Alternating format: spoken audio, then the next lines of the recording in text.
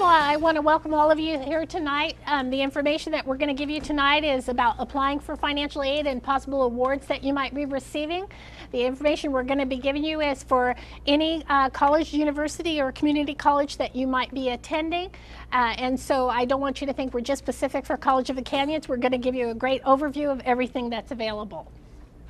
So tonight we're going to cover three topics. The first one is financial aid, the financial aid equation and how your eligibility is determined, types of financial aid and what you can be awarded, and how to apply for financial aid by completing the FAFSA.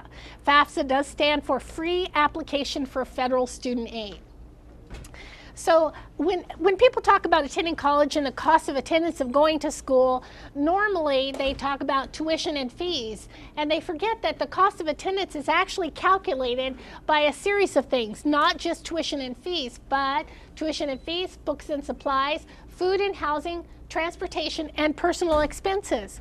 So when a college calculates their cost of attendance, they factor all of these things in to come up with their cost.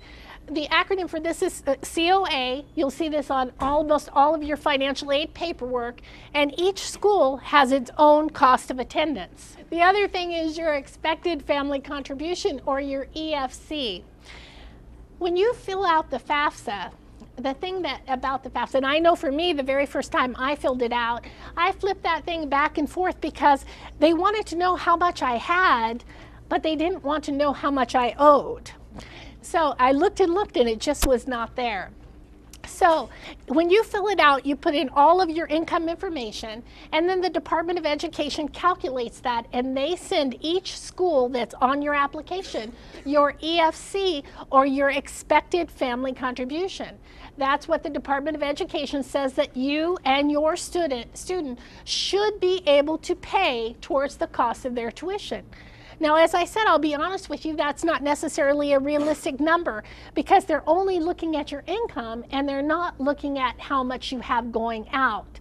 But that's where the financial aid office comes in to try to help you fill that gap. So the school takes the cost of attendance for each one, subtracts your EFC, your expected family contribution, and that's what gives you financial need. And financial need determines how much you're eligible to receive. It's based on your expected family contribution, and that's what gives you financial need. So, remember how I talked about the cost of attendance at a school that you're attending? Well, at a community college, for a dependent student that does not live at home, the cost of attendance is $17,500 for the academic year.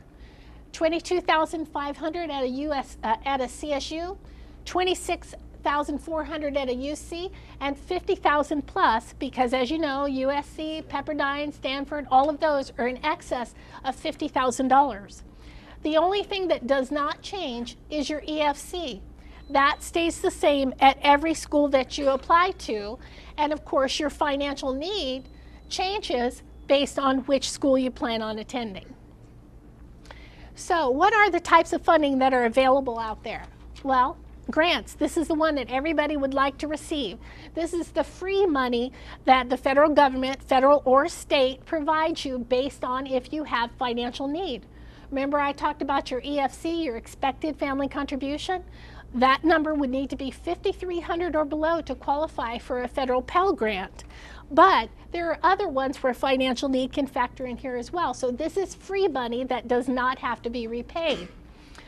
Very, very often we have students who come in our office and they say, well, I applied for financial aid, but I didn't qualify for anything.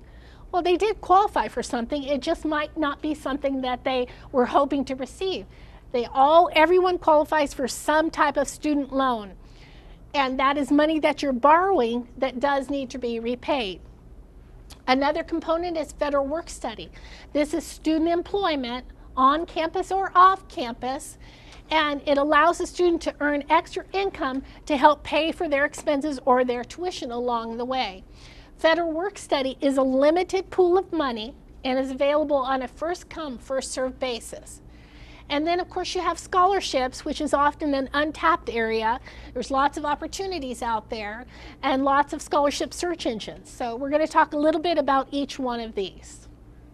The federal Pell Grant is the largest source of free money that is available to students who do not have a bachelor's degree. It provides up to $5,550 per academic year, half in the fall, half in the spring if you're attending at the semester level, or if it's quarterly, usually divided into thirds. The amount that you receive is based on your expected family contribution. So in order to receive $5,550, your expected family contribution would need to be a 0. But you can still have an ESC of $5,300 and still qualify for a small Pell Grant. The great thing about a federal Pell Grant is the money is, if you qualify for a federal Pell Grant, you're going to receive it. So it's an unlimited pool of money, and it is not a short supply like so many programs.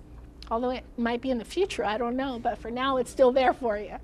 The Federal Supplemental Educational Opportunity Grant, or the SEOG, this is for students, undergraduate students, who have exceptional financial need. If your child is receiving a Pell Grant, they do have a priority for that. Once you have a bachelor's degree, you're no longer eligible for either one of these. You do have to have, as I said, exceptional financial need. At College of the Canyons, to receive an SEOG grant, you do have to have a 0 EFC. This is a limited pool of money and is awarded on a first-come, first-served basis. So the earlier you apply for financial aid, if you're eligible for this, the more likely you are to receive it. The Cal Grant program, you would need to be a California resident to receive this, and you would have to be attending a school in California. There are 3 types of Cal Grants. The Cal Grant A has a minimum GPA of 3.0. You have to have financial need, and you have to be attending a 4-year college or university.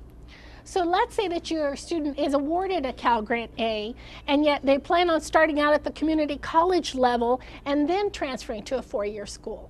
Well, the state of California allows you to put that Cal Grant on hold until you get to a 4-year university. So you can put that in reserve until you actually transfer. A Cal Grant B is a minimum 2.0 GPA. You have to have financial need, and you can be attending a 2- or 4-year college or university. At the 2-year level, 2 years, it's $1,551 per year. At the university level, it does cover the cost of your tuition. Many times students come to College of the Canyons and they decide not to take advantage of the Cal Grant B if they've been awarded it, and they put that on reserve and let it be on hold until they transfer as well. A Cal Grant C, you do need to be enrolled in a vocational program at a qualified institution. College of the Canyons awards Cal Grant Cs because, of course, we have everything from welding to nursing, which are all vocational programs. It is $576 that you can receive per academic year, and you do have to have financial need for that. The Cal Grant program is the only program that has a second component in order to be eligible. Normally, for all of these programs, you would fill out the FAFSA, which, as I said, is the free application for federal student aid, and that determines your eligibility. However, the Cal Grant needs a GPA verification form. So you would get that form and take it into your high school counseling office, who will fill that out for you and submit it to the California Student Aid Commission. The deadline to do both of these is March 2nd of 2012. If your student is transferring in fall of 2012, the deadline for that, for the FAFSA and the GPA, is March 2nd. I would encourage you at this point, where it's nice and early, to have your student check with the counseling office and find out if they submit their GPAs electronically, or if you do need to print the paper form and have them submitted on your behalf. And then, as I talked about, Stafford Loans.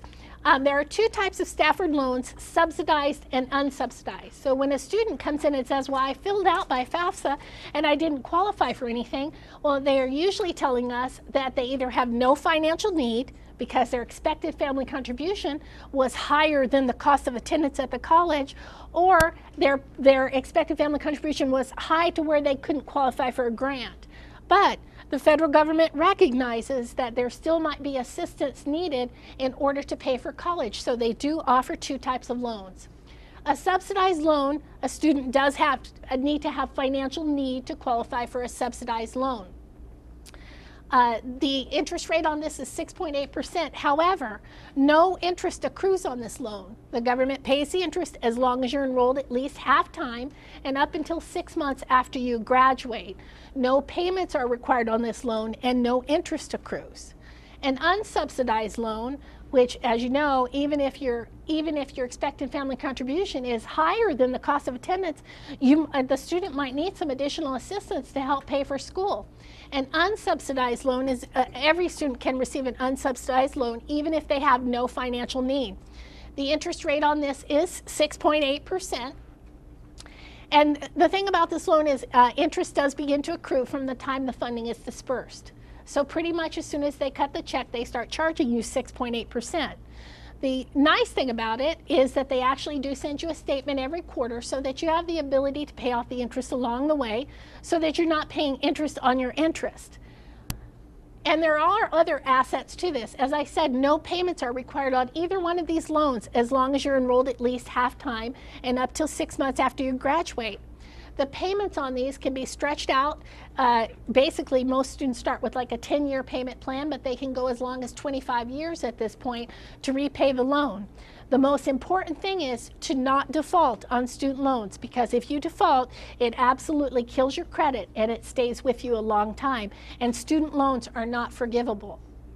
The other thing is, if a student was to experience some sort of financial hardship after they get out of school and they can't make that payment, if they contact their lender, who is the federal government now, will step in and give you the ability to get back on your feet by placing that loan in forbearance to where you don't have to make payments for a certain period of time, and that way it gives you the opportunity to get back up and going and yet not go into default along the way. The other great thing about this is that when your student is all done with college, they give you the ability to consolidate your loans down to a much lower interest rate. My daughter graduated from USC, and she had student loans when she came out. And when she graduated, she actually consolidated her portion of the loans down to 4.3%. So that was a great rate. My son, a few years later, graduated from UC Santa Barbara, and when he consolidated his loans, he consolidated down to 3.5%. So it really doesn't get much better than that. If you need a loan towards education, it just really doesn't get any better than that. There are loan limits depending on the year that your year in college. For a first-year student, the maximum amount a student can borrow is $5,500. And no more than $3,500 of that can be a subsidized loan. So even though you have financial need remaining, you can't get more than $3,500 in the subsidized, and then they will fill in with an additional $2,000 from an unsub. The second year is $6,500, with $4,500 of it being subsidized and $2,000 unsub. And then the third year and beyond, it's $7,500, with $5,500 being sub and $2,000 being unsub. And then if your student needed additional funding, the one thing I do want to tell you real quick, especially about student loans, is that that loan is in the student name. I have a lot of parents who are concerned because their students take out loans and they're like, well, I just don't want that to be my problem. I don't want that to be my problem. It's in the student's name. It's not credit-based, and they're eligible for it because they're a student. So it won't ever slip and go into yours. But I will tell you that when I do presentations on loans, I always tell students, if you need the money, it's there for you and take advantage of it. But if you do not need a student loan, do not take it. Because why would you incur additional debt that you would not need down the road? But it is a great asset with a lower interest rate if you should need it. If a student needed additional funding and the parent wanted to take out a PLUS loan, which is a parent loan for undergraduate students, that is credit-based. Payment usually begins 60 days after the last disbursement. Right now it has a fixed interest rate of 7.9%, and interest accrues from the date of the disbursement. But the nice thing about it is fixed interest rate, and a parent can borrow up to the cost of attendance.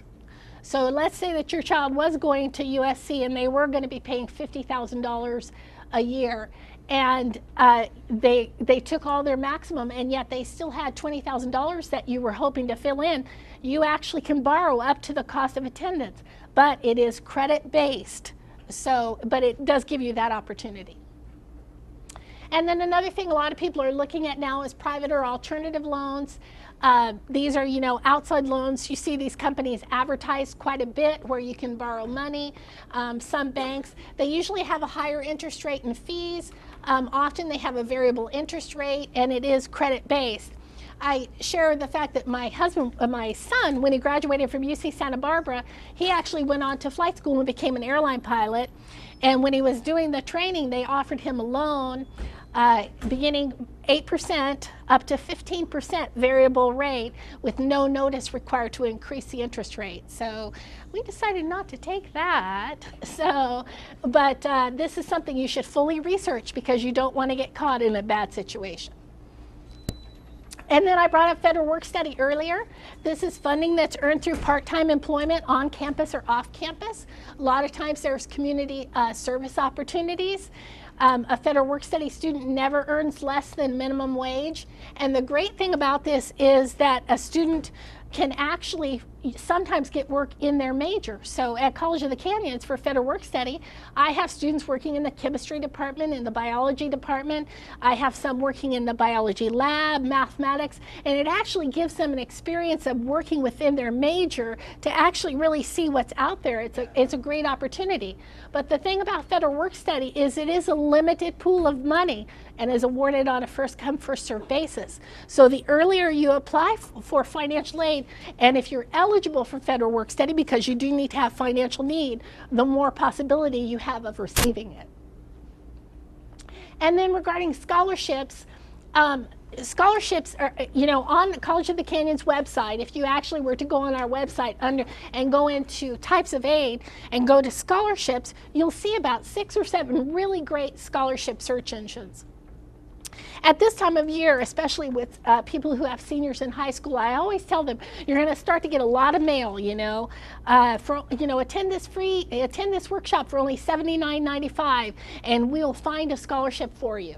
Well, they didn't say they were going to give you the scholarship. They said they were going to find it for you, and your child can find all of those on any of those free search engines.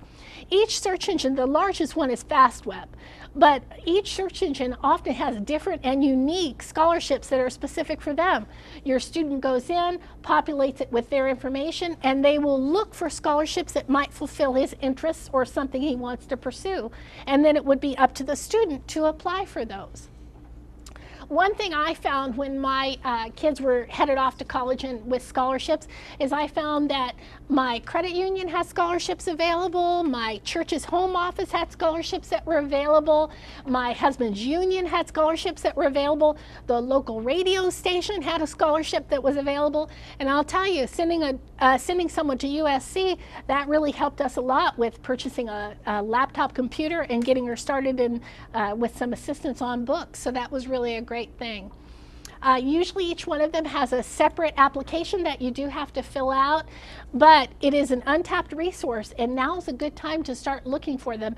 Even if your child is a junior or a senior, now is a great time to begin looking for them so that you can become more aware.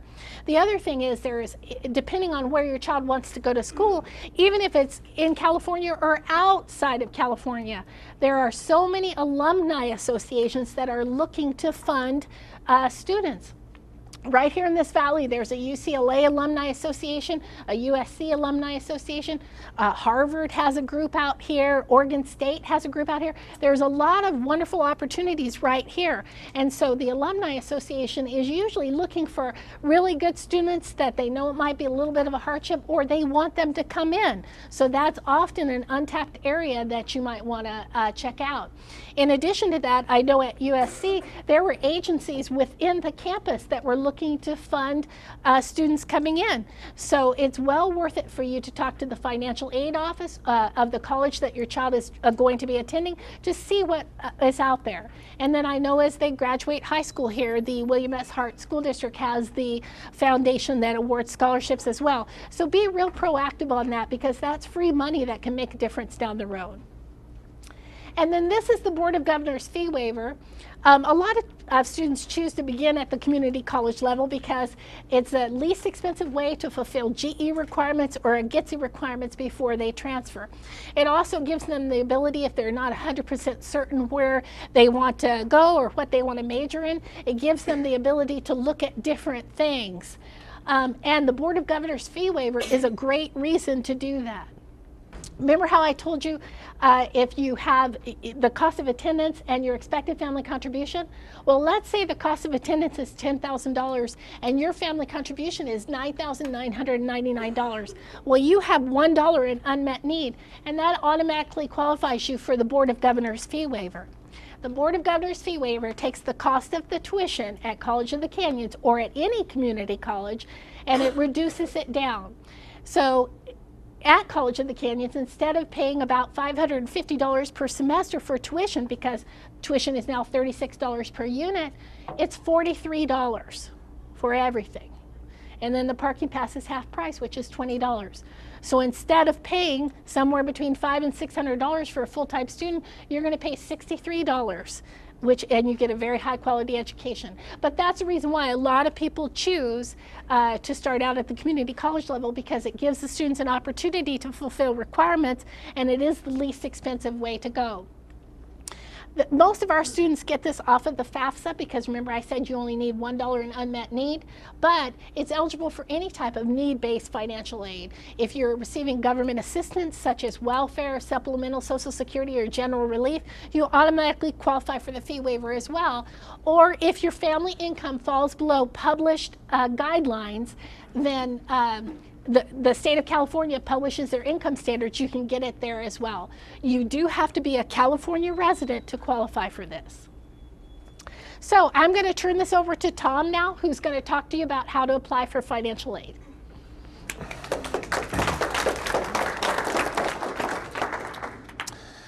Good evening. Thank you for coming and joining us tonight. One of the things we really want to let you know is that the information, like we said, that we're providing tonight is for any institution or any college that you're going to apply to when you get ready to go to school. It's not just for the community college. This would be the same application, the same information you would need if you go to Michigan or BYU or any out-of-state institution or a private school. So one of the very first steps we like to inform students and parents on to get started with this process is to collect all the information that you're going to need to have to do the FAFSA. So the very first thing you need is your Social Security number. That's the student, and you need your parents' Social Security number. You'll need a federal student aid PIN.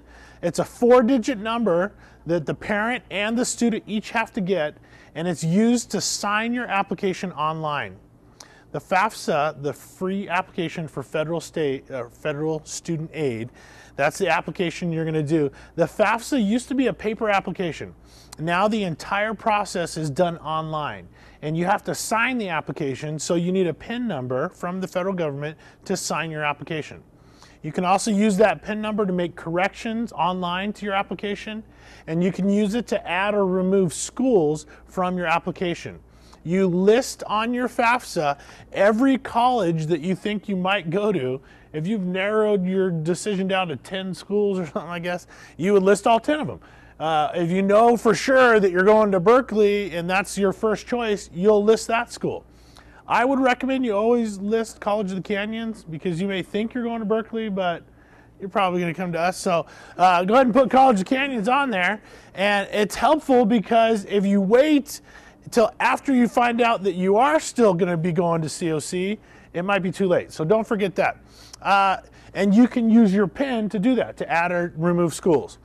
You'll need your financial records.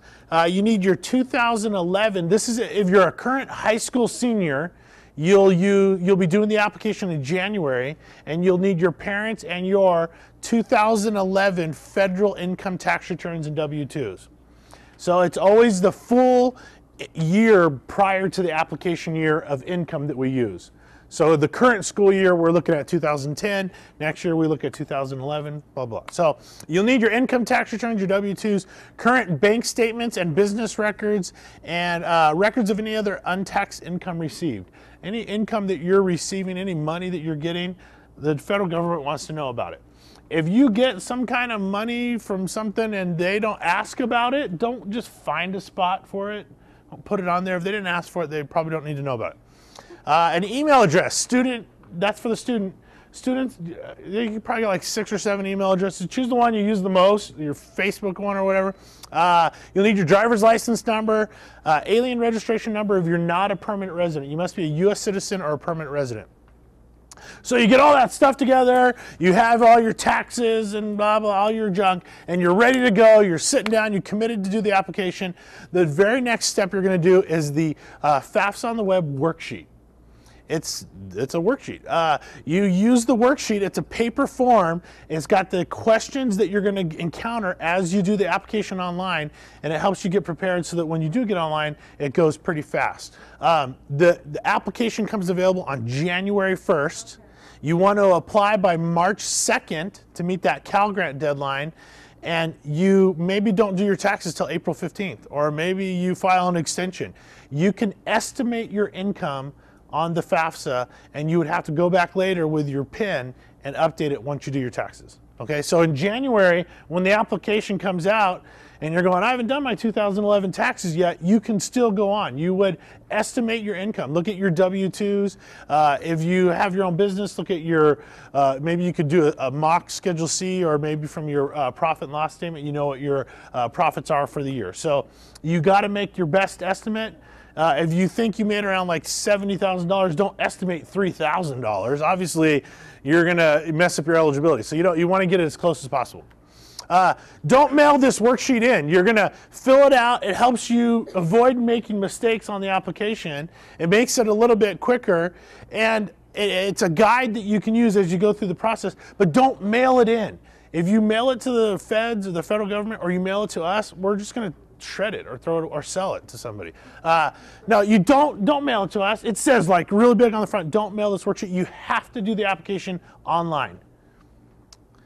What information goes on the application? Okay, there's 2 parts to the application, 2 main parts. There's the information for students, and there's information for parents. How do you know if you have to put your parents' information? Well, if you're a dependent of your parents, you have to put your parents' information. If you're independent, it would be just you, the student. How do you know if you're independent or dependent? You are an independent student if you're over the age of 24. 24 or older. Any student that's under the age of 24 is a dependent of their parents.